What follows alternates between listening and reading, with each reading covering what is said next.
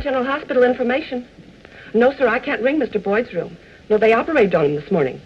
Yes, Yes, they took it out. Well, Sally, if you're not busy tonight, how about you and me grabbing a quick sandwich and catching the early show at a movie? Excuse me. Blair General. Oh, hello, Irene. Sure, I had a grand time last night. I was out with Mr. Gustakis in Pittsburgh. First to a classy cocktail bar, and then dinner at a hotel where the soup was $2 a plate. And then to a nightclub with real champagne. Well, goodbye. See you later. What were you saying about tonight, Joe? Oh, nothing. Nothing at all. Good morning, Dr. Lane. Morning. Oh, hi, Doctor. Good morning. Has Nurse Mary Lamont checked in yet? Yes, 10 minutes ago. Oh, thank you. You know, I got half the notion to take a good poke at that guy trying to cut in on Doc Kildare's girl. Control yourself, muscle-bound. If your pal Kildare don't do anything about it, why should you stick your nose in? What's she giving him a trouble for, anyhow? Why not? The way I see it, there are only two things she can do. Jump off a bridge over Jimmy Kildare or go out with this guy, in spite of the fact that he's single, rich, and good-looking. Yeah, he'll need his dough. Up in brain surgery, they're commencing to call him the Undertaker's friend. Emergency? Yes, Nurse Lamont? Dr. Kildare? Yes, he went past the desk, but I don't remember if he was coming or going out. Thank you, Sally.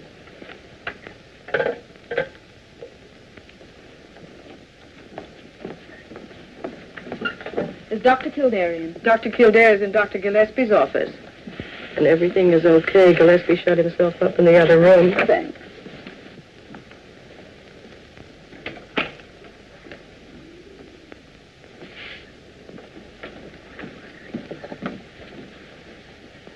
Mary, I get an hour off today. How about having lunch? Jimmy, that'll be wonderful. Kildare! Yes, Dr. Gillespie. I have to make a phone call first.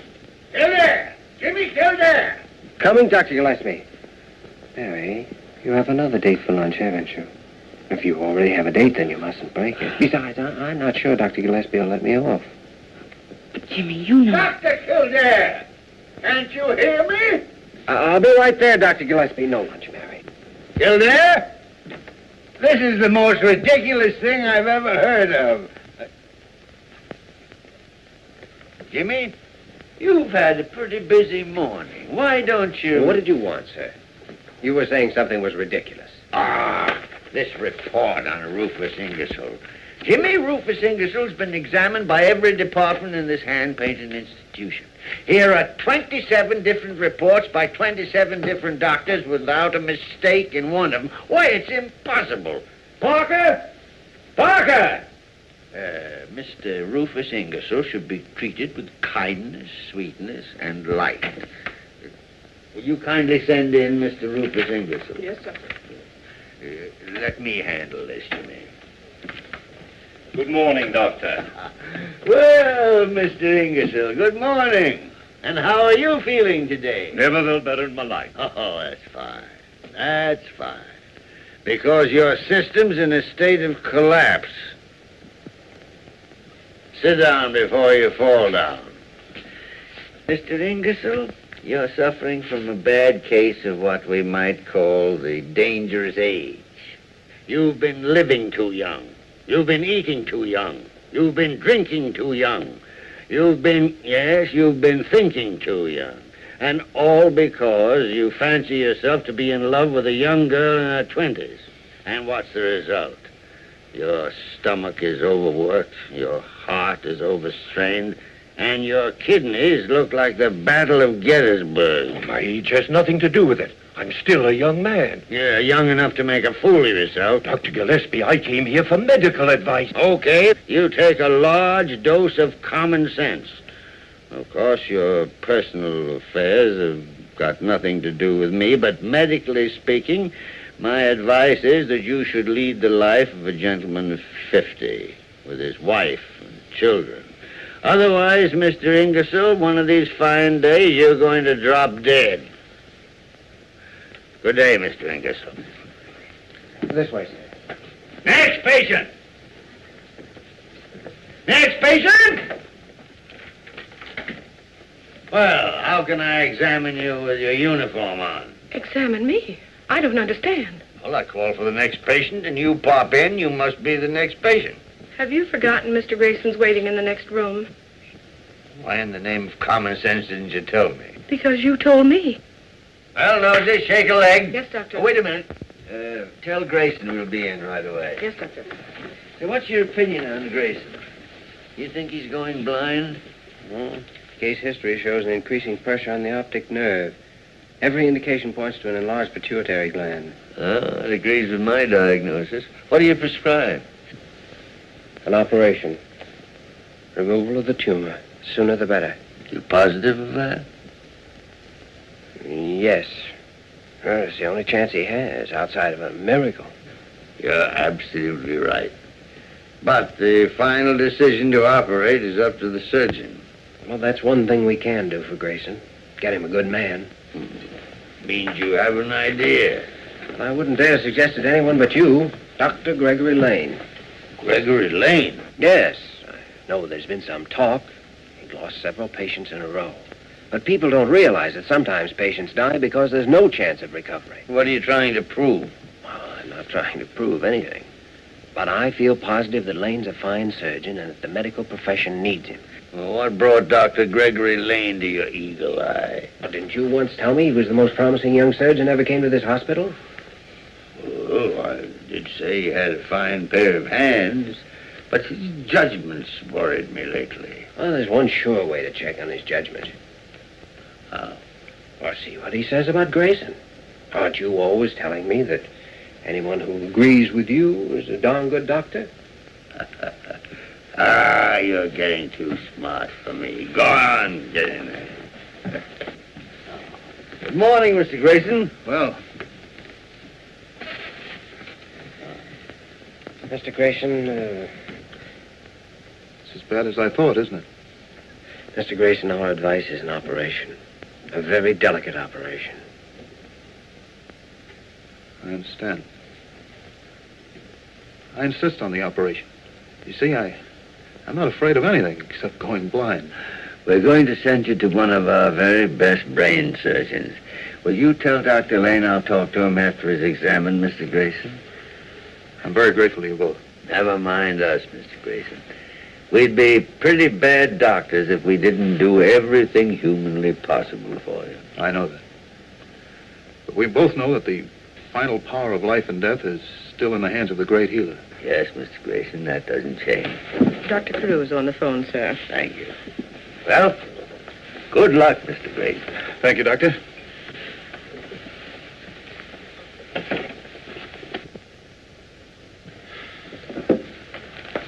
Hello, Carew. Well, how is the head of this gold-plated palace today? Oh, I'm fine, Leonard. Mr. Paul Messenger just phoned. You're to inveigle Kildare out to the Institute this afternoon. Dr. Squires will show him the place and offer him the job. Have you said anything to Kildare about it yet? No, not a word. But in justice to everybody, I'm going to do my best to make him accept. That's more than generous, Leonard. If you lose him, I know it'll be an awful blow to you. Blow? It'll be an earthquake. Well, since you're not going to take your hour off, am I right? And I want to talk to you anyway. Let's go and dig our graves a little deeper with our teeth. Miss Parker, lunch. Drat that Molly bird. If I don't drink at least one glass of milk a day, she hides my cigarettes. Yeah. I know it's good for me, but I hate this stuff. Yeah.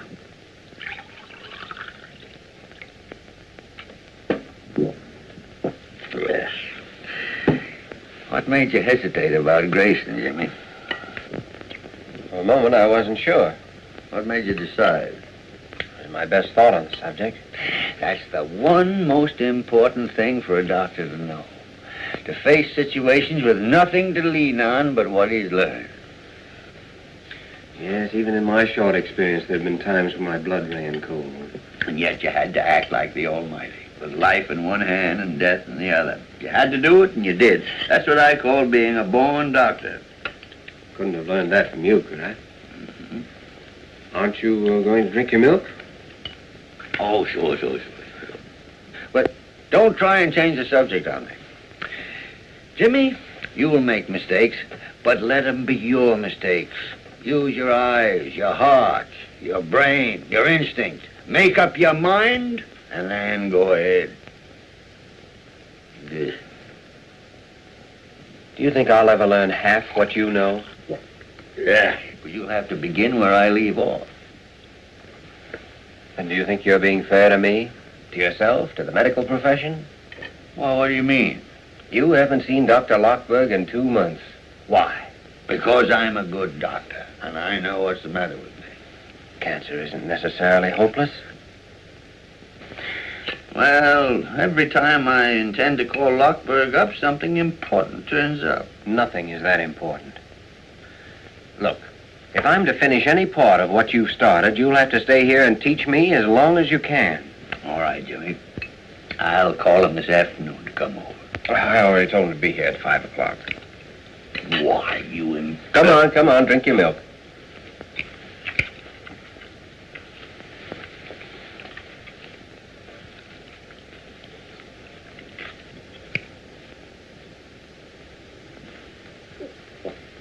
Really?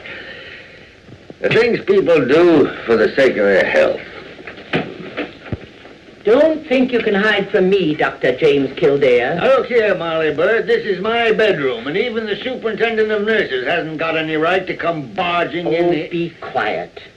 Dr. Kildare, Nurse Morgan informs me that you supplied patient 1124 with a new suit of clothes from the hospital emergency fund. Oh, yes, I did. But you see, Miss... I see everything. You had his own suit burned. I ordered that suit burned as a public precaution. Oh, public precaution, my foot. Well, the man had nothing more contagious than a broken arm. I personally examined that suit of clothes and found definite traces of leprosy. Leprosy? Leprosy? Bubonic plague, housemaid's knee, and a slight trace of Scandinavian hookworm. Scandinavian hookworm, you fool. Besides, Molly, there was a job waiting for him if he had a good suit of clothes. Leonard Gillespie, you haven't drunk your milk. Molly, no matter what else you can say about me, I'm a man of honor. I said I'd drink 1 glass of milk, and 1 glass of milk I drank. Give me my cigarettes, please. Then how is the bottle still full? You'll drink this glass of milk or no cigarettes today.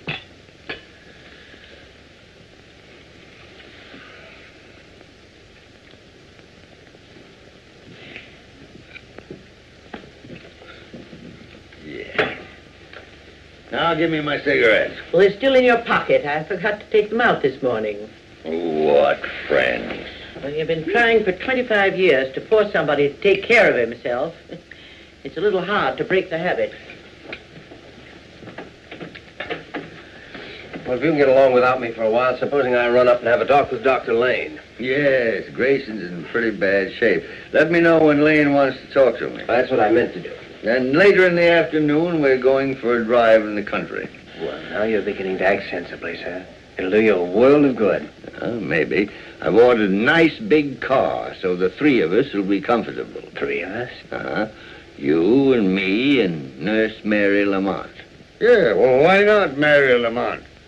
She isn't engaged to Dr. Lane, even though she did go out with him last week. What do you expect her to do, die an old maid because you only get $20 a month? I don't expect her to do anything of the sort. Dr. Gillespie, I guess it's pretty obvious to you how I feel about Mary Lamont, but I can't and I won't say anything to her about it. After all, $20 a month is $20 a month. We're ready, Dr. Lane. Good, let's go then. I want to see you after this operation. Dr. Lane, a package arrived for me this morning. It contained a dozen pair of beautiful silk stockings. Silk stockings? Silk stockings. I'd send them back except for 3 things. I don't know where they came from. I can't prove you sent them. Besides, they're awfully pretty. I don't know a thing. But I'll admit anything if you'll have dinner with me tonight. All right, Greg. We'll celebrate a successful operation. I need a successful operation. Oh, it's only the fools who are talking. Anyone knows mortality in brain surgery is high. Yeah, but you can't explain that to a dead patient. Dr. Gillespie still believes in you.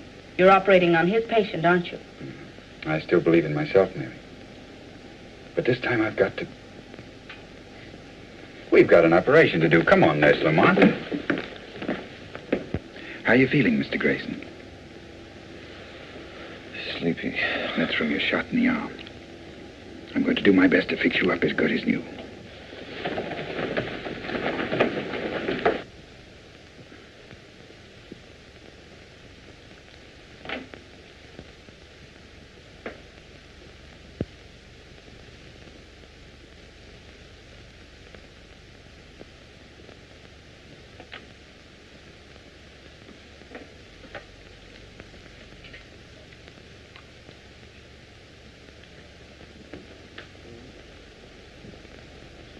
Oxygen.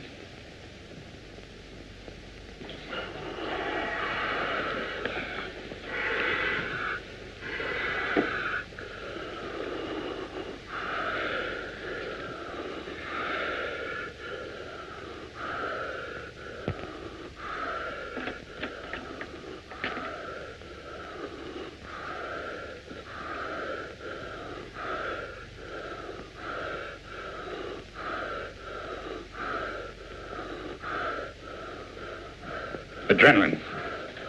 Hurry.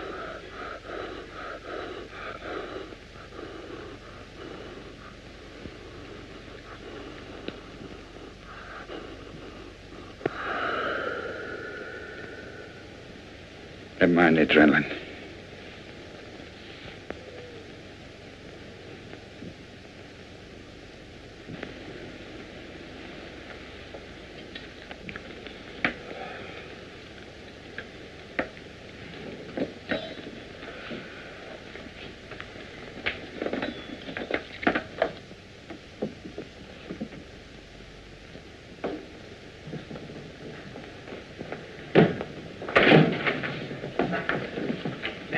Jimmy, do you have a cigarette? Oh, Mary. Please, Jimmy, give me a cigarette. All right.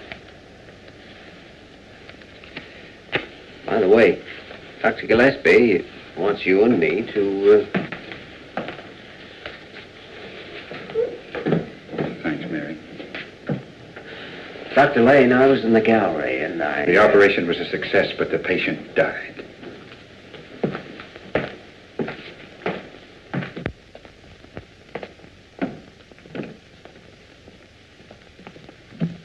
Mary.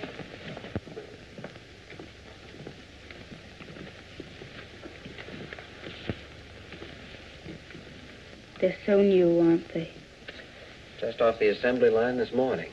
41 brand new lives. Sort of evens things up, doesn't it? You mean about life and death? I didn't think about it that way. I just happened to come here. Well, your instincts were right. It's the best place you could have come to.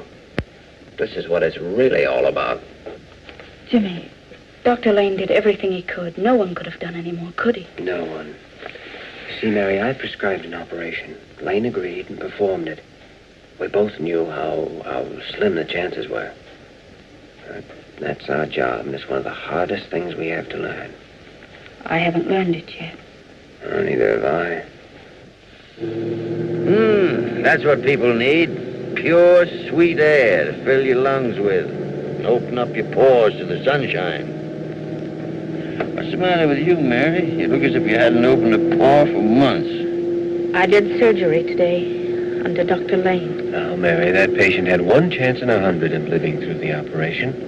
1 chance in 1,000,000 of living without it. You're absolutely right.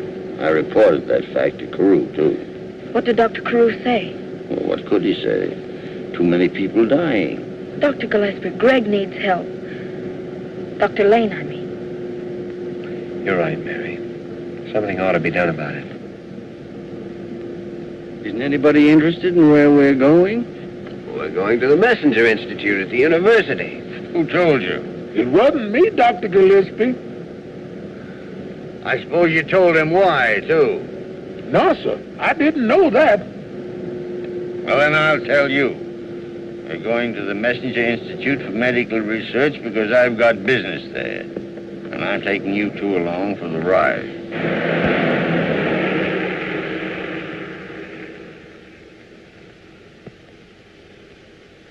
Of Mr. Messenger's open-handed generosity, this building with its magnificent equipment is a shining example. Now, listen, Egghead. The eminent and imposing Dr. Squires was known as Egghead in medical school, for reasons you're both too young to know. Leonard, I once busted you in the snoot for that, and I'm just the guy who can do it again. Now, listen here, Squires. We all know this is the finest institute in America, but come to the point. Very well. The point is, I have a job for Dr. Kildare. Job for me? Well, if it hadn't been for me, it'd taken him 2 hours to tell you that. Dr. Kildare, Mr. Messenger feels that he owes to you his daughter's sanity, perhaps her life. Yours was a remarkable instance of correct diagnosis and treatment. I congratulate you. Well, tell him the job pays $500 a month. $500 a month? And you'll have a free hand here to pursue whatever research you choose. And if you tend to your knitting, when you're an old married man, you'll inherit Egghead's job, $20,000 a year. And that ain't hay. Well, why don't you say something? Don't stand there like a bump on a log. Well, it's the sort of thing you dream about. Dr. Gillespie, you knew all about this? That means you want me to take it? Do I want him to take it? You hear that, Egghead?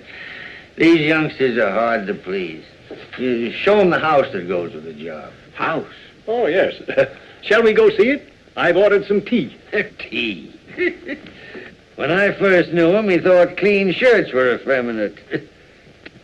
Now he drinks tea.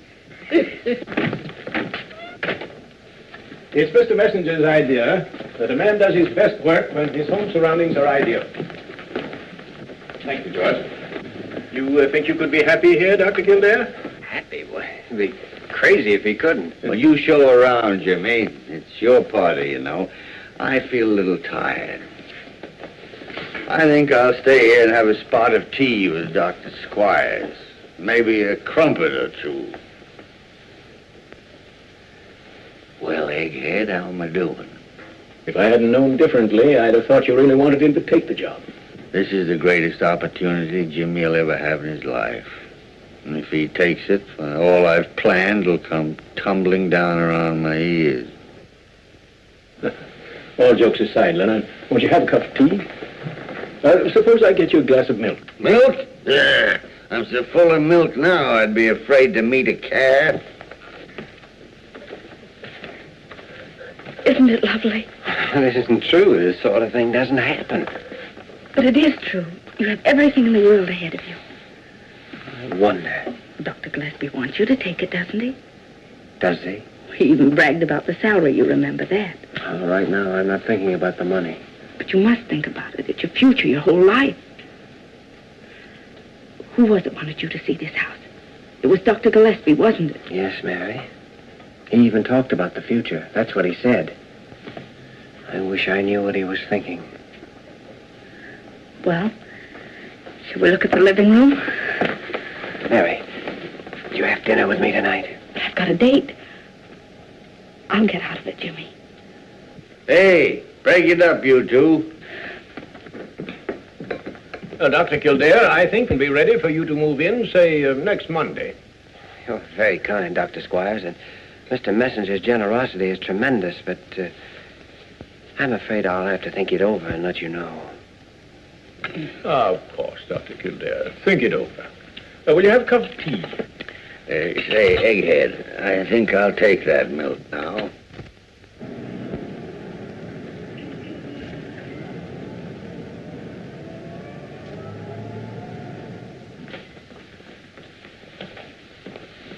Good evening, Dr. Kildare. You're a sight for sore eyes, and why shouldn't you be?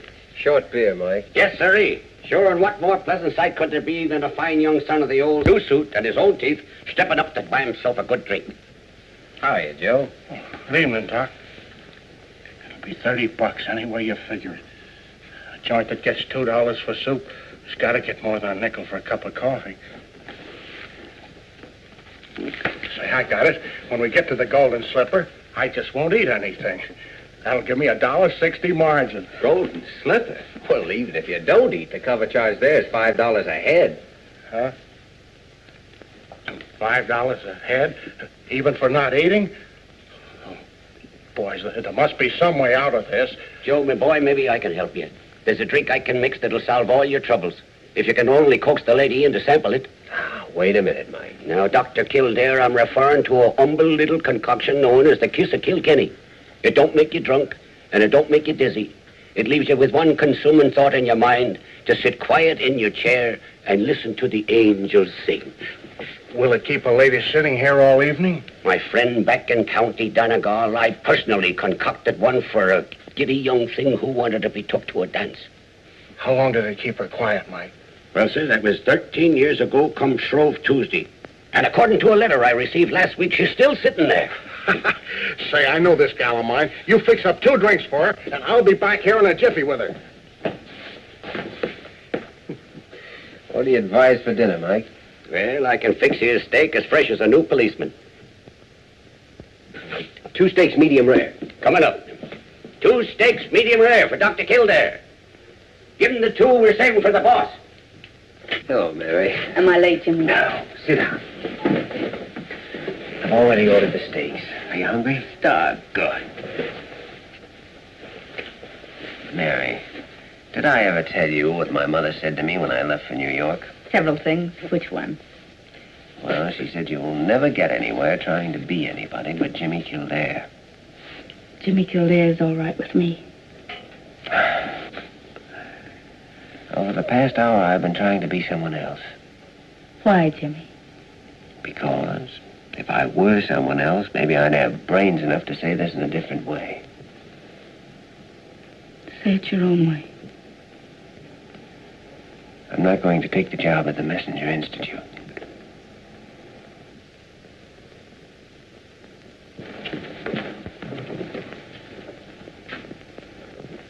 Miss Lamont, report to Superintendent Bird's office right away.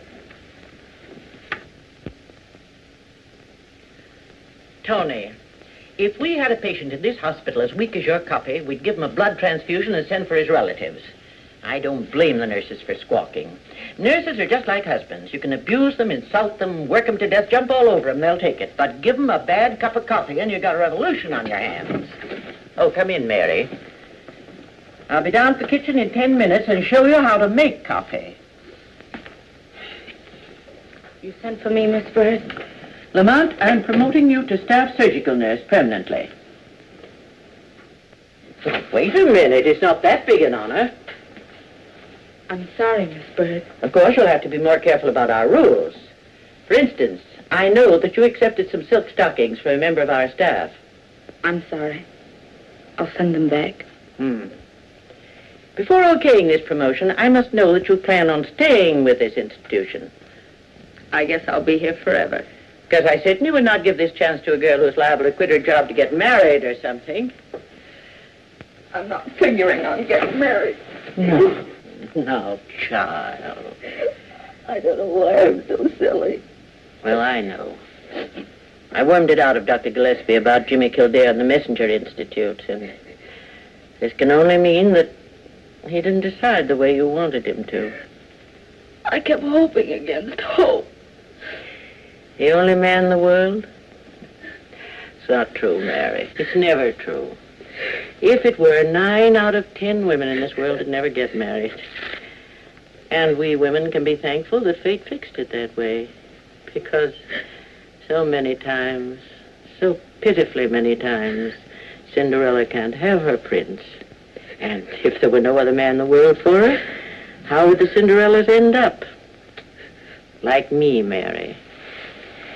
I'm 49 years old, and what have I got in life? Bad coffee. No, Mary. Give any woman a decent husband with a clean shave and a pretty good chance of getting on in this world, and she'll come so close to thinking it's love that she'll fool him and herself. I never thought about it like that. Well, try thinking that way. And stop eating your heart out. Now get out of the mouth and get to bed. Report to surgery at 9 a.m. Good night. Well, I said good night. good night, Miss Bird. Mary, don't send back those stockings. I can't. I have one pair on.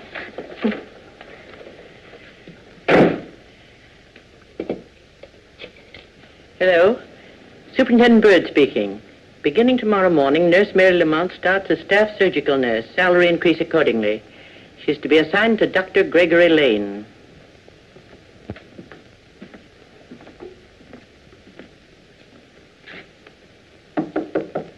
If that's you, Nosy Parker, I'm taking a bath. If it's you, Molly Bird, I'm not smoking a cigarette. Anyone else can go shoot themselves. It's me. What do you mean, barging in here 3 or 4 o'clock in the morning?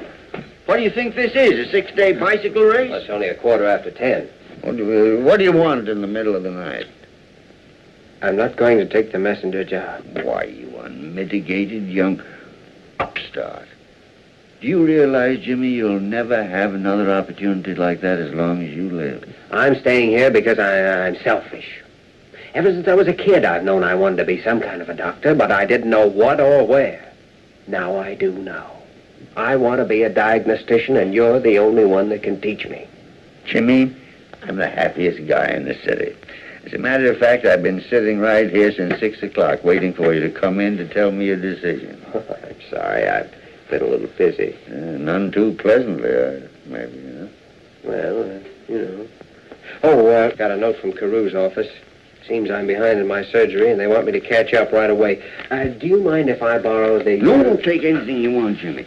Yes, he's been raising Cain with me about that, too. Yes, I'm to start tomorrow morning, assisting Dr. Lane. Well, perhaps I could arrange to have you transferred to someone else. No, thanks. Say, what's the matter with this fellow Lane, anyway? I've heard he inherited a lot of money, and yet he wants to stick around this skating rink. No, that's not true. He's had money all his life, but he happens to want to be a surgeon. He also happens to be interested in Mary Lamont, or I'll fire 3 or 4 of my pet stooges. Isn't that Mary Lamont's business? You have no regrets about that, Jimmy? Dr. Gillespie, if I've told you once, I've told you 5 times that Mary Lamont... All right. Don't bite my head off. Furthermore, Dr. Gillespie, it's past your bedtime. All right, Papa. I'll go to bed like a good boy, and I'll be kind to dumb animals, and I'll wash behind the ears. So who do you think you are, Molly Bird in long pants? Blair General Hospital emergency. Just a minute. Hello, Irene. As I was saying, last night, Joe Wayman and me starred. Me in that new blue chiffon, and Joe, mind you, he's actually in a tuxedo. When all of a sudden I find I'm paralyzed from the waist down. No, I didn't touch a drop.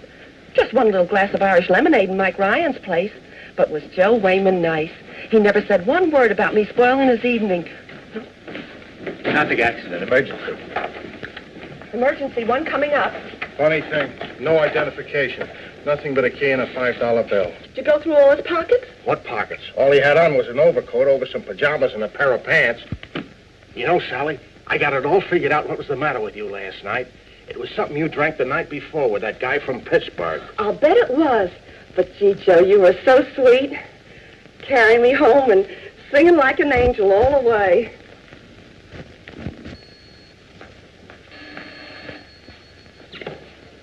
This is Surgery B. One coming up? Okay. There's a case coming up from emergency. Good morning, Doctor. Oh, good morning, Doctor. I'm assisting you. I have some surgery to catch up on. Well, I'm glad to have you. I had some pretty unkind thoughts about you last night, Kildare. Last night? Yes, I had a date with a very pretty girl for dinner right up to dinner time. Oh, I'm sorry. Maybe you are, but I still had dinner alone. Well, it's nice having you around. I can keep my eye on you. Here's the X-ray, Doctor. Increasing intracranial pressure, pulse slowing, temperature rising.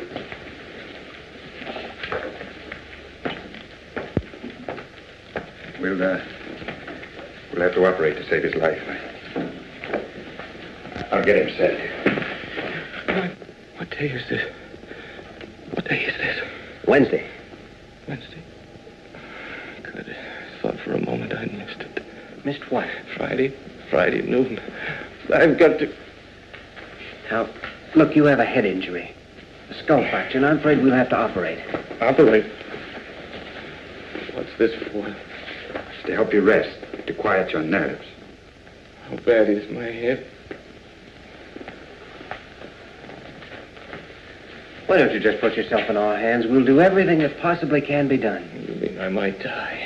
With an immediate operation, you have a very good chance of pulling through. I won't be operated on. I've got to get out and be... Oh, if you get up now, you may not live to reach the street. I've had 5 years of dying. I won't be operated on. Oh, you want to live, don't you? No, if I couldn't die now, I've got to live till Friday. What about Friday? Who are you? What's your name? Perhaps we can help. How could you tell?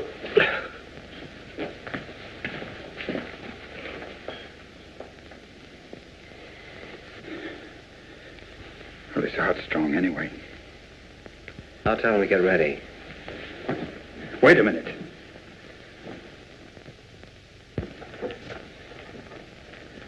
Maybe we'd better put him under observation for a couple of days. What? Why, he needs an immediate operation, and you know it. No, I don't. I'm not sure. How can I be sure when Grayson and the others... I don't know what to do, Kildare. Do what your own judgment told you to do in the first place. Operate. But my judgment's been wrong. Not in Dr. Gillespie's opinion. Dr. Gillespie? Yes, he thinks you're a fine surgeon. Says you have the best hands in the hospital. He said something else, too. He said there are times when we have to act, with life in one hand and death in the other. And that the true test of a doctor is his faith in his own judgment, even though he knows someone's going to die if he's wrong. We'll operate immediately.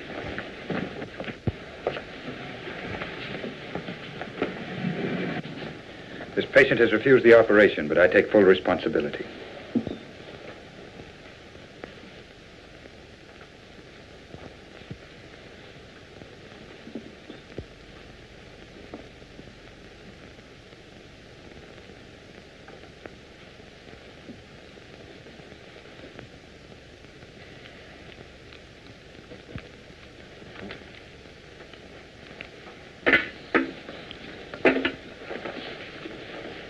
That's it. Take him away. How's the pressure? Fine.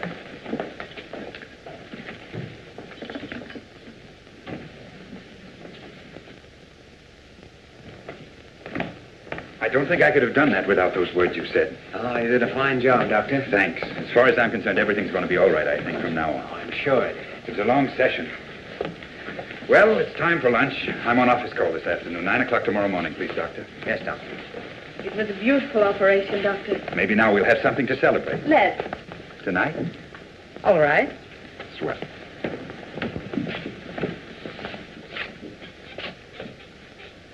Dr. Kildare. Yes, Dr. Carew. I'm very pleased you decided to remain with us. Well, No explanations are necessary. I understand. Where's Dr. Lane? Oh, he's just left for lunch.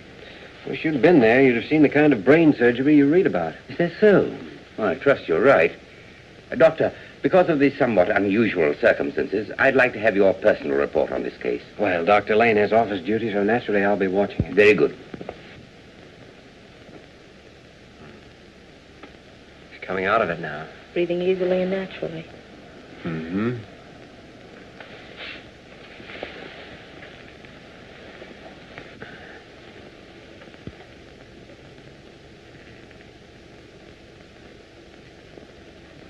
What day is it? What day of the week? It's Thursday. Thursday. Not Friday. No, it's Thursday. You've put me in the wrong day.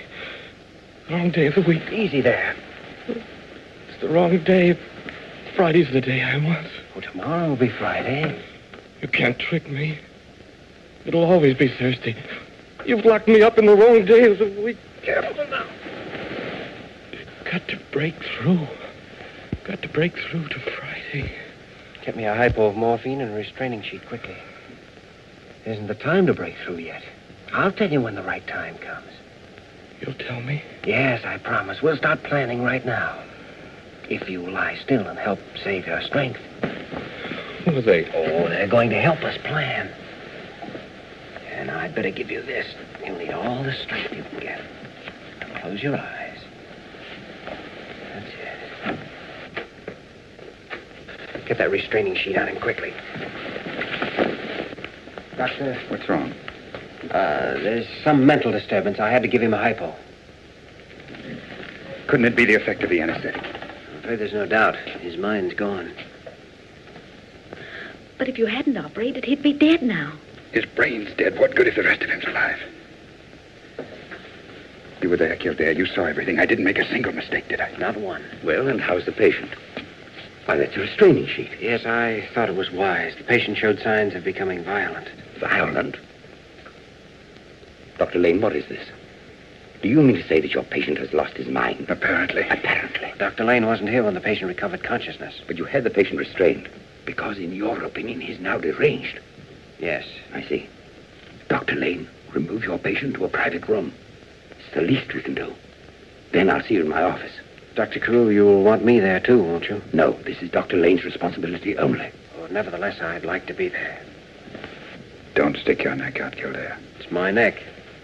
Dr. Lane, I freely concede that a doctor constantly has to make decisions, to operate or not to operate. But also, he must be right when he makes those decisions. Otherwise, we... Wait a minute. I'm in on this. What have I missed? I just left your patient. He's as mad as a March hare. What were you saying, Carew? Dr. Lane has made one too many mistakes. Dr. Gillespie, I was just saying that in this last case, I urged Dr. Lane to operate. I hesitated a moment, but the decision to operate was my own. Well, then why's Kildare on the carpet? He isn't. He insisted on being present. Look, let me settle this thing once and for all. I decided to operate, and in a similar case, I'd do it again. Good. Now we know where we stand. Right. Dr. Lane, errors of judgment are difficult to prove. But in this case, you also performed the operation without the patient's permission, violating his legal right. His legal right to die? If you please, Dr. Kildare. You, Dr. Lane, have placed this institution in a very serious position. You're suspended from duty pending a hearing before the hospital board tomorrow, Friday at noon. I'm sorry. You may go. Dr. Carew, I'd like your permission to testify at that board meeting. I can't permit that. And how could you possibly help Dr. Lane? Well, I don't know. He don't know. He wants to prove the operation didn't make the patient insane, but he don't know how to do it. Come on, Jimmy. Now, wait a minute. Suppose the man was insane before the operation. Suppose, for instance, he was suffering from schizophrenia. Poppycock. I don't think the hospital board would be interested in your theories. Your request is denied. But after he came out of the anesthetic, he spoke incoherently of Friday. And before the operation, he made it very plain that Friday was more important to him than living. Now he's a psychiatrist. If you concern yourself further in this case, neither of us can save you from the unpleasant medical and criminal consequences. Kildare, you seem to forget one thing. Dr. Lane went ahead after the patient had refused the operation. But if the man was insane, he had no legal right to refuse the operation, which left the decision up to the doctor. Now he's a lawyer. I consider the matter settled, Dr. Kildare. Which is the way a high-class gentleman says, get out of my office and mind your own business. Come on, Jimmy. Can you get along without me for the rest of the day? Oh, I guess so. It might be a good idea. Go on out and take in a show. Forget all about this little difficulty. No, I don't think it's so little. Maybe I haven't been here long enough to get the hospital viewpoint, but if Lane's kicked out, it'll look as though he murdered those patients. And we know he didn't. You going back to your office? No, I'm not. Get your hands off my chair. Oh, I'm sorry. I'll see you tomorrow. Where are you going? I don't know. Maybe I'm going to make a fool of myself. I don't doubt that, but how? I'm going to find out who this mysterious man is, so that I can prove he was mentally deranged before Lane operated. Now he's a detective. Listen, Sherlock Holmes, there are 7 million people in this town. How do you expect to track down the identity of one unknown lunatic? If you get yourself tangled up in this Lane affair, you might as well hunt yourself a new job, because I need an assistant that works for me. Now play that on your harmonica. Walter, you're a great man, a magnificent man to head this hospital. But you don't know any more about handling Jimmy Kildare than I do. I'm upset myself. I hate to have to do this to a nice young fellow like Lane. In the old days, they used to draw and quarter them, nail up their heads on London Bridge. Today, we're not that merciful. When they kick over the traces, we have to throw them out and let them die of broken hearts. Listen, Mr. Gustafson, you may be a big man in Pittsburgh, but you're no gentleman, you gorilla. You take a girl out and fill her full of fancy soup and poison champagne, and the next night I can't move a muscle. Oh, I'm all right today. No thanks to you. But from now on, I'm sticking to hamburger and lemonade with a square-shooting guy that wouldn't even think of playing a dirty trick on a working girl. Goodbye, rat. Emergency. No, I haven't seen Dr. Kildare for an hour. He went out of here in his street clothes, said he was off for the day. Sure, if I see him, I'll tell him.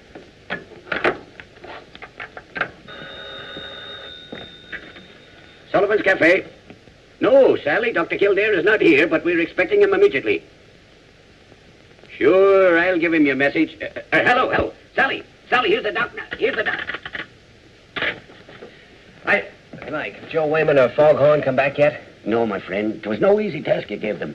Finding out about this mysterious crazy man is like looking for a needle in a haystack. Oh, don't I know it. His clothes are just stock garments sold by the thousands. The locksmith you left the key with says it's from any one of 1,000,000 doors in New York. That is, if it's not from Chicago or Boston. That's what I was afraid of. Mother. Mother. Goodness sake, what are you doing here? Is something wrong? Where's Father? I'm fine. Nothing's wrong. Your father had to bring a patient to see Dr. Gillespie. Well, Mrs. Kildare, you're looking young enough to be your own daughter. Only then you'd be your own mother. And you don't look old enough for that. I bet you tell that to all the girls. I do, and I tell them all to make themselves at home. Thanks, Mike. My. Things must be pretty slack with you big city doctors. I don't know. Tell me, are you well and happy? Why shouldn't I be both? Well, if you'd simply said yes, I'd have known you were, but what's the trouble? Well, Mother, I think you are a mind reader. Yes, I am at kind of a crossroads. Nobody ever accomplished anything without passing crossroads. The only question is, which road do you take? It's not as simple as all that. Doing right is always simple. It's only the wrong thing that takes working out. Oh, excuse me, Doc. Oh, hello, boys. Did you, Oh, Mother, allow me to present Mr. Joe Wayman and Mr. Foghorn Murphy. Foghorn? What's your real name? Harold. I prefer Foghorn. So do I. How do you do, Joe? Awfully glad to see you. I've heard a lot about you and your monkey wrench. Oh, those stories are exaggerated, Mrs. Kildare. I never even owned a monkey wrench. Well, sit down, fellas. Tell me, did you find out anything? The boy's been getting some information for me. Oh, about those crossroads? Me and my pals made a house-to-house canvass of the neighborhood where your screwball was run over. We found one house where a guy had disappeared. Oh, go on. This mug disappeared in 1911 with a blonde and the Sunday school collection. Here. I was a blonde myself at 16, and no peroxide either. And the prettiest one in town, I'll bet. The prettiest one in the state, Harold. J. Harold. J. Harold? Oh, excuse me. I won't say another word. I dug up that truck driver that clipped your guy. At first he wouldn't talk, then he changed his mind, but he don't know who the guy is or anything about him. Who put that thing in my pocket? Why am I always someplace else when there's a good fight? Let me know next time you're in town. I'll sock someone for you. Thank you. Well, Doc, I'm sorry we weren't much help. It was kind of tough without knowing the guy's name or anything. That's all right, fellas. Thanks a lot anyway. Goodbye, Mrs. Kildare. We'll swell meeting you. Oh. And if you ever need a taxi, well, just call and... Oh, nix on that, Foghorn. I'll take Mrs. Kildare in the ambulance if she has to go anywheres. Thank you, gentlemen. I'll accept both invitations, providing you let me drive. That's a date. Well, now you're stuck, aren't you, son? Yes, Mother. Right now I am in trouble. There's one way out, but it's awfully dangerous. Excuse me. I'm awfully sorry the boys couldn't help. But always remember one thing, Dr. Kildare. Trouble is nothing new for the likes of you and me. The Irish ain't been out of trouble for 1,100 years. Thanks, Mike. You said something about dangerous, Jimmy. Dangerous to do what? Well, to cure an insane man before Friday. So they're curing insane people now, are they? It's an almost fantastic thing called the insulin shock cure. It's a gamble. Only two things to think about in a gamble. What have you got to win? What have you got to lose? Lose? Everything. My job, another doctor's career, maybe the patient's life. But think of what you've got to win, too. Oh, I'm not thinking about you and the other doctor, but the poor man. You can give him a new life and everything God meant people to enjoy. You're slow to decide, son, because you think you're all alone in this. But you're not. There's a man over in that hospital that's as fine a doctor as ever helped the ailing. Oh, I know, but I can't ask Dr. Gillespie to help me. Who's talking about Dr. Gillespie? I mean your own father. Oh, of course. Well, now the only thing to figure out is how to get a hold of him without Dr. Gillespie suspecting. Get to work, son. I will. I'll be seeing you, pal. Mm-hmm. Oh, it's funny, Mother. Whenever I know that I'm right with you, I can generally manage to work out everything else.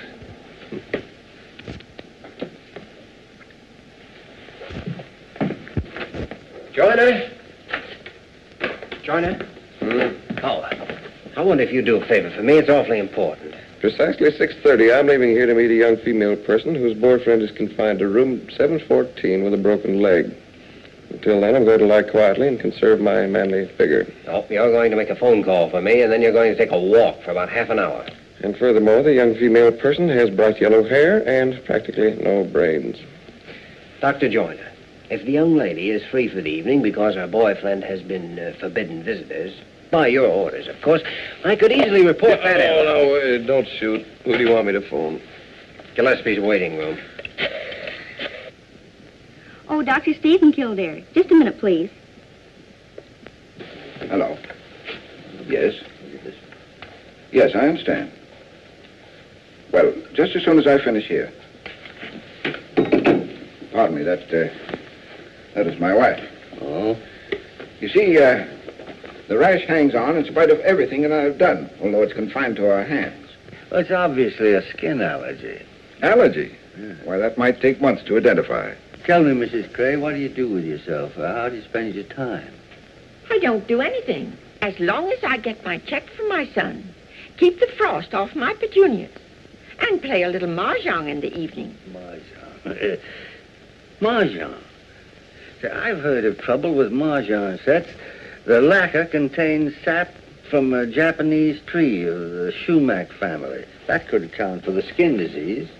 I could believe anything about that mahjong set. My daughter-in-law sent it to me. Julia, you didn't take it with you to the Yellowstone last summer, did you? I did not. You can't play mahjong on horseback. You see, when she came back, her hands were all cleared up. Well, there you are, Dr. Stephen. You got it. Suppose we keep Mrs. Gray here for a couple of days and fix up this rash, and then when you go home, take up solitaire. In the meantime, we'll put her across the hall in that nice big room, 370. Oh, Dr. Gillespie, which the rich Mrs. Van Allister has already paid for until Tuesday. I sent her home this morning. Nothing wrong with her, but too much money. Goodbye, Dr. Gillespie, and thank you. As long as Dr. Stephen did all the work, I don't owe you a cent. Goodbye. Sit down. Well, I'm ever so much obliged to you, Dr. Gillespie. I've got to run along now. I'll be back. Next patient. No, hold the next patient. Come in. Say, Parker, did you notice that I said anything to offend Dr. Stephen? Or was it my imagination that he was acting strangely? I wouldn't know anything about that, but if it was his wife on the phone, he's married to a woman with a bass voice. Hello, Jimmy. Oh, hello, Dad. What is all this? Please sit down. Why all the mystery? Is anything wrong? Dad, what do you know about the insulin shock cure for insanity? Insulin shock? Why? Well, tell me, have you ever actually seen a cure effected? Yes, I have.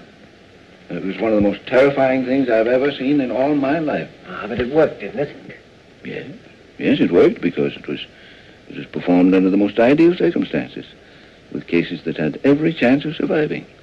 Well, then you've never seen insulin tried when the patient wasn't in perfect physical shape. Oh, no. No, in case of any injury, especially to the head or the brain, they wouldn't dare. But, Jimmy, stop dodging the issue. If you need any help, I'm your father. I'm sorry. This is my problem. I know it is, Jimmy. And I don't want to interfere. I'll tell you how you can help me. I've read everything about insulin shock. I know all the theories. But I want you to tell me everything you saw. Don't leave out one detail. Right from the beginning. Well, Jimmy, insulin shock causes the patient to revert backward through every stage of evolution. At the dictates of his shocked brain, His human body attempts to simulate all the actions and mannerisms of each successive step. Back through the ape, the bird, lizard, fish, and so forth.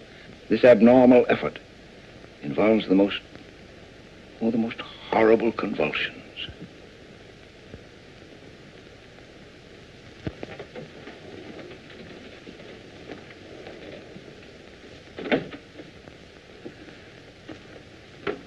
Nice work, Mary. It was easy enough to switch places with Laraine. She was dying to get the night off. Look, Jimmy, I haven't said a word about this to anyone. You know I wouldn't. But are you sure you want to do this? Oh, we've been all through that before. No, we haven't. Are you doing this because of Gregory Lane? None of this is Lane's fault. Nothing more than that? Mary, there's a man in there. And if his particular problem isn't solved by tomorrow, he stands a good chance of being a miserable object the rest of his life. Tomorrow's Friday, and I have to find out what that means to him before it's too late. Here we go.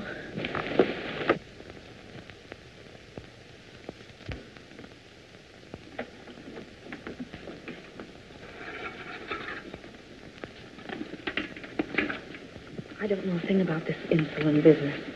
Well, I know that a terrific shock will sometimes drive a person crazy. An overdose of insulin apparently works just the reverse. The tremendous shock it gives seems to drive the crazed brain back to sanity. Suppose he dies. Let's try supposing he'll live. But what about you if he does die? Get his arm ready.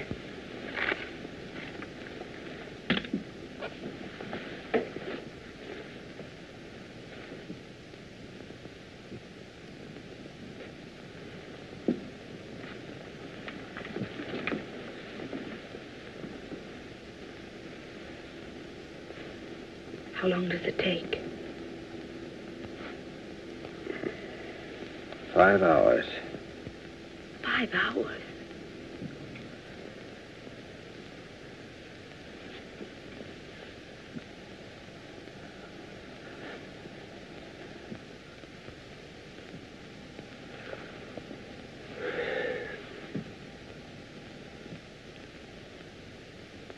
Two and a half hours?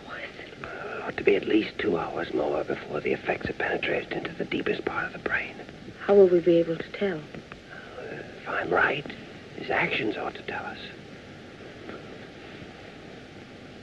See, the theory is that buried deep in the human brain is the primitive brain of our earliest ancestors. Now, the action of the insulin on that basic part must be what restores the patient's sanity. Because what actually happens, no one knows.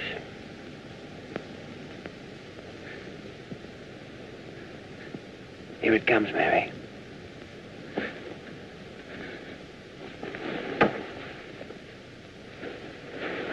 It's working.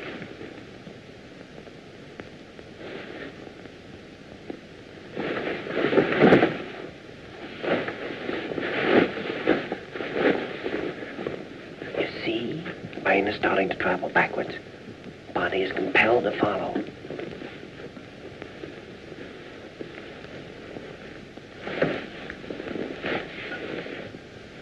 Hands are beginning the first primitive movements.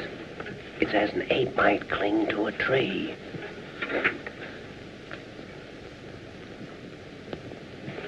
Convulsions are a necessary part of the process. The body is desperately trying to obey the impossible commands of the brain.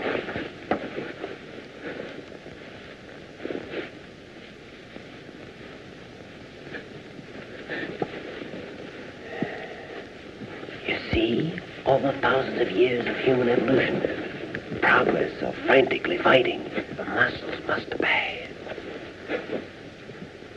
The brain is saying you're no longer a man, you're an animal.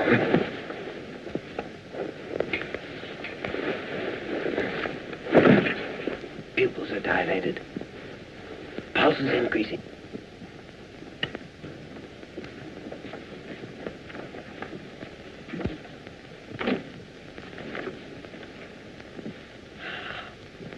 Dr. Kildare.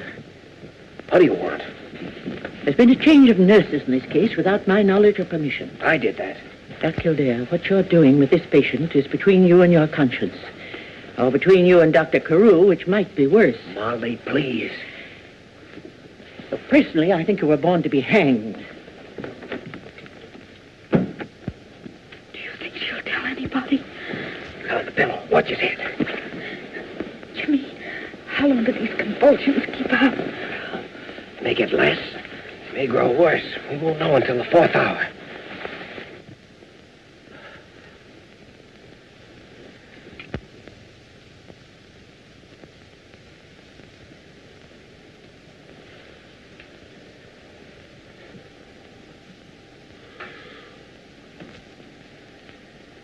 How long has it been since he's moved? Over an hour. It's time. Glucose and tube ready? Glucose. Yes. Temperature. This can't be right. 86? Nobody can live at that temperature. 86. Seems impossible, but it's true. These cases can survive temperatures that otherwise would mean certain death. Reaction to light. Lid and corneal reflexes sluggish. Ready with the glucose. Give me the tube quickly. His brain is completely released. If we let him stay too long, we'll never get him out of it.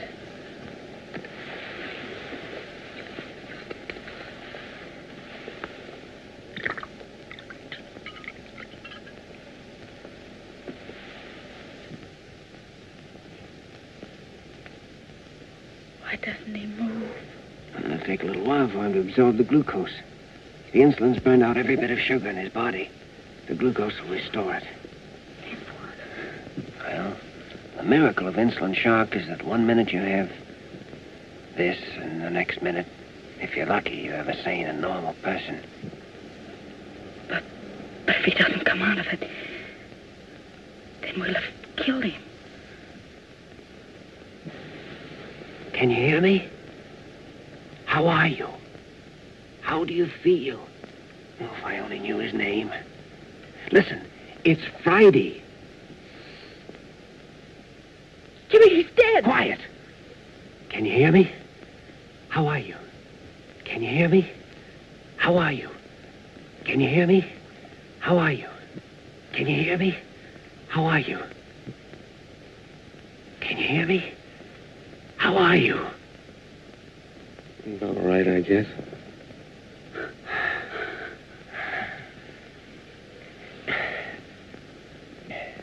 Milk and jelly sandwiches right away, please.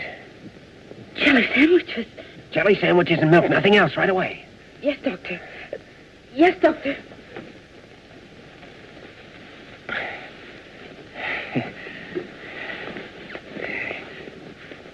Hey, feel more like yourself now? Fine. Head hurts a little. Well, under the circumstances, that's hardly surprising.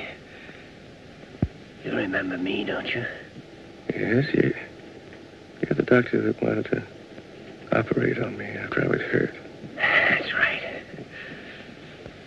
You feel able to answer a few questions? Mm-hmm. Jelly sandwiches. Jelly sandwiches. Do you want the jelly inside the sandwiches, or do you want it on the outside? Oh, that's ridiculous. Not in this crazy place. I make coffee for the king. He raises my salary. I make coffee for the general. He kisses me on both cheeks. I make coffee for Molly Bird. She sends it for my relatives. Take them away. He's fine now, Mary. Just give him that food and don't let anyone talk to him until I get back. Back? Where are you going? I've got the answer to this whole business, the thing that was locked up in his poor, twisted brain. Now, listen, Mary, there's no time to explain now. But remember one thing. No one's to see him, and no one's to talk to him. Because if anyone questions him before I get back, it's liable to ruin everything. Do you understand that? Yes, Doctor. Well.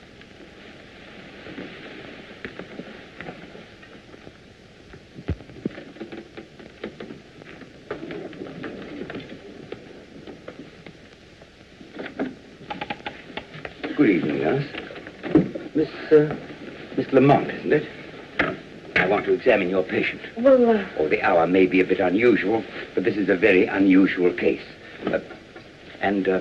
While I'm in there, you might get me a little bicarbonate of soda. I've just come from a doctor's banquet. Dr. Carew, the patient mustn't be disturbed. Indeed, who said so? Dr. Hepworth, the staff physician on the case. Oh, that's all right. I spoke to Hepworth at 7 o'clock and told him I was coming in. Yes, but he came back after that. But Hepworth told me he wasn't coming back until morning. What is this? I just left Hepworth at the banquet. Oh, it must have been some other doctor. What other doctor? I don't know his name. It's quite obvious something untoward is going on here. I intend to find out for myself. Well. Wait outside, Conover. Yes, sir. Why, Walter, you look positively beautiful. This is not the time or place for jokes, Leonard. Well, you must have been joking just now when I came in. Wasn't he, Mary? Leonard, in order to testify properly before the hospital board, I must have complete knowledge of this patient's condition. Well, that's not unreasonable, Mary. But Dr. Gillespie, the patient mustn't be disturbed. It couldn't be that Dr. Kildare told you not to let anybody in, could it? I don't know a thing, and if I did, I wouldn't tell you. I better go and find out. No, wait a minute. Come on, Mary, you might as well tell us. Otherwise, Dr. Carew will have the right to go in there. That's just what Jimmy wants to avoid, isn't it? Dr. Kildare administered insulin shock. I can't believe it. And he did a magnificent job of it. I'll believe that when I examine the patient. Walter, I wouldn't go in there if I were you. I know I wouldn't. And I was practicing medicine when they were telling you to keep your thumb out of your mouth. Where is Jimmy? I don't know. This is the most outrageous thing I've ever heard. Oh, you ain't heard nothing yet. Well, what's the last thing Kildare said? Give him the jelly sandwiches and don't let anyone near him until I get back. Jelly sandwiches? Of course, jelly sandwiches. You're a doctor, remember? In spite of that outfit. Jelly sandwiches are exactly the right thing to increase the sugar content. Oh, yes, of course, jelly sandwiches. Oh, make it peanut butter if you want, only let's get on with it. What else, Mary? That's all I know, except the patient in there is as sane as you are. Me or Carew?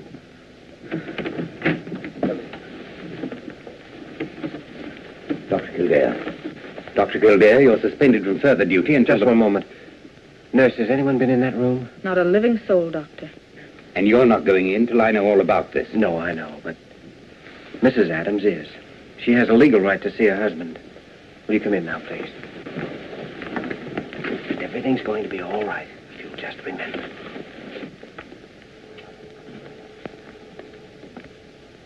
Oh, my dear. I've come back, Henry. Back to stay. If you're going to stay, everything will be all right now. Now, Kildare, just to satisfy the curiosity of a senile old man, make it two senile old men. That'll take you in, Walter. Of course, the treatments will have to be continued. Adams has been a mental case for months. The result of a separation from his wife. Oh, you don't have to hit me over the head with a bottle. I know the rest of it, too. Yes, it seems his wife had sent him a letter suggesting a reconciliation. And Friday was the day they were to meet. Walter, it wouldn't surprise me if you could see through the holes in a 10-foot ladder. Jimmy, how long did he wait for her to come back? About 5 years, Mary. Well, at least I think it's been established that Dr. Lane's operation did not cause schizophrenia. Or do I have to hit you over the head with a bottle? What can I say? I've been wrong. Sometimes I wish that anybody but me was running this hospital. Walter, in the boss's job, even when you're right, you're wrong. Thanks, Leonard.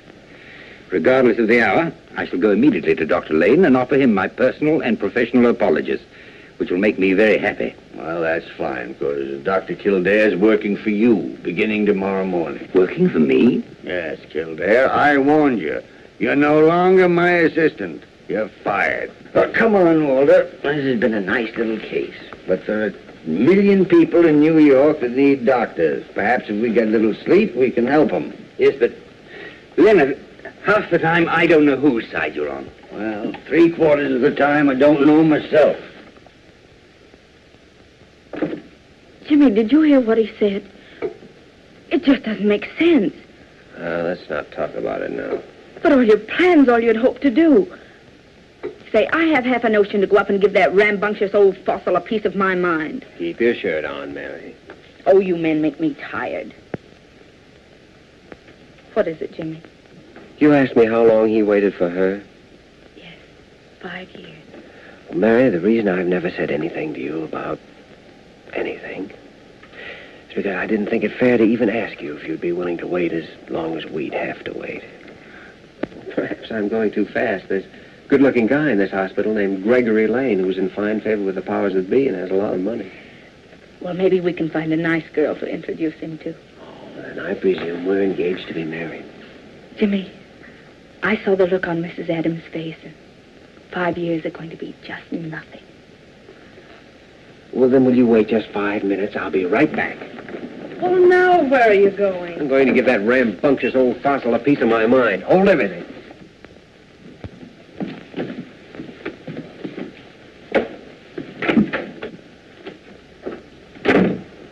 I suppose you thought I was going to take that crack of yours lying down. 9 goes on the 10. And isn't it nice to be alone? Well, I want to tell you something. You can't fire me because I won't be fired. And if you do fire me, I won't stay fired. Oh, the Lone Ranger, huh? Hi-Yo Silver. You make me feel like a fool. Well, you said you were going to make a fool of yourself, didn't you? Well, who was it said you have to have an instinct for diagnosis and the courage to follow it up? I did. Well, every instinct I had told me that Dr. Lane was a good surgeon. Why, you little pipsqueak. If it hadn't been for me, you wouldn't have got to first base. You? Yes, sir. Who was it that had you notify that you were behind in surgery? Mahatma Gandhi? Who was it had you assigned to Dr. Lane? Little Red Riding Hood? Who gave Dr. Hepworth tickets to that banquet? Santa Claus? No, lame brain. Even you couldn't have gotten away with that insolent business without my full authority back of you all the time. Of course, Molly Bird helped a bit. She made me drink 2 quarts of milk. Yeah. You're still fired. Why? Well, because you're not always going to be lucky. Someday, some of those fantastic crusades of yours are going to kick back on you and crucify you. And then what'll be the good... Thank you. And then what'll be the use of my teaching my job to a man who's going to end up by having his head nailed on London Bridge? Funny, you never think of that once you get started. Young Dr. Kildare, you've got a single-track mind. I'm trying to be like you. There's only one man in the world like me. Me. Well, I wish you'd act more like it sometimes. Boy, I haven't made a mistake since 1926, except you. Now, what about Dr. Lockberg? Well, what about Dr. Lockberg? I saw him last night at 5 o'clock. You made the appointment. Mm-hmm. And instead of letting him examine you, you spent the entire time teaching him to play double solitaire and smoking cigarettes. Well, Jimmy, suppose I promise you to see Lockberg 3 times a week and you can stay in the room. Eh? That is, provided you'll promise not to make a fool of yourself more than 3 times a year. Why do you think I came up here? What do you think I've been waiting up here, all dressed up in tight pants? Jimmy, for the love of Pete, give me a cigarette, will you? Well...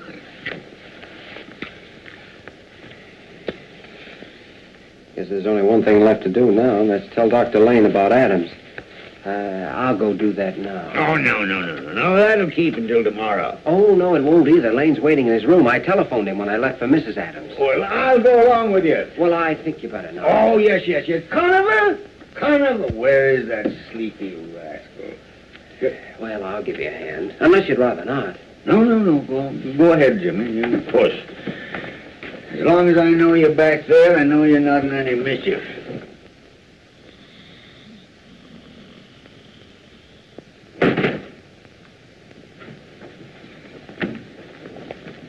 Oh, I could see the whole thing coming. The trouble with you is, Jimmy, you got one of those honest faces. A man can look at you and almost tell exactly what you're thinking. Well, I'm different. Poker-faced Gillespie, they call me. Know everything and show nothing. That's me. It's like a sixth sense. I can tell exactly what's going on all the time, behind my back or through a stone wall. For instance, at this moment, Jimmy, you're wishing you could shake me and join that Lamont girl. Isn't that what you're thinking? Isn't that what you're thinking? Answer me. No, boss, it ain't.